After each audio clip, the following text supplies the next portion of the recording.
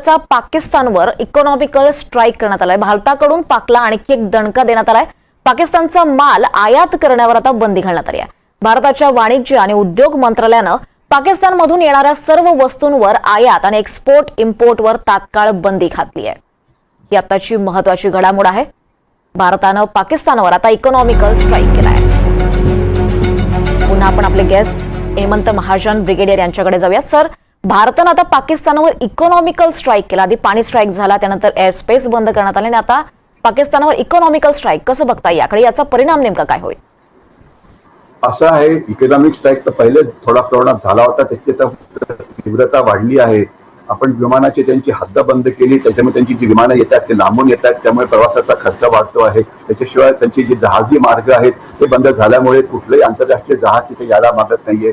आपण अटारीमध्ये त्यांचं सगळं थांबवल्यामुळे आता मालाची किंमत जी आहे ती अतिशय वाढलेली आहे।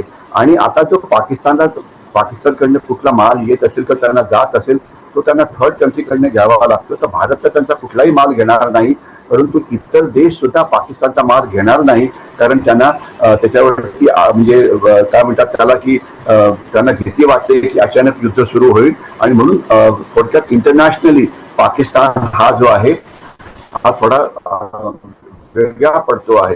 तर हा जो इकॉनॉमिक गळफास आहे हा पाकिस्तानला नक्कीच त्रास देतो। आणि याच्यामध्ये आपण एक अजून एक प्रयत्न असं पण करतो आहे की वर्ल्ड बँक आहे, इंटरनॅशनल मॉनिटरी फंड आहे, किंवा अजून एक बँक आहे त्याचं नाव सध्या मी विसरतो आहे। तर या सगळ्यांना आपण सांगण्याचा प्रयत्न करतो आहे की पाकिस्तानला कुठल्याही प्रकारचं आर्थिक कर्ज देऊ नका, त्याच्यामुळे त्यांच्यावरती अजून दबाव पडेल। आतापर्यंत पाकिस्तानने IMF कडून 24 कर्ज घेतलेली आहेत, 25वं कर्ज त्यांना मिळणार आहे ते थांबवण्याचा सुद्धा आपण प्रयत्न करतो आहे। त्याच्यामुळे पाकिस्तानची जी आर्थिक कोंडी आहे ती अजून जास्त वाढणार आहे। नक्की सर।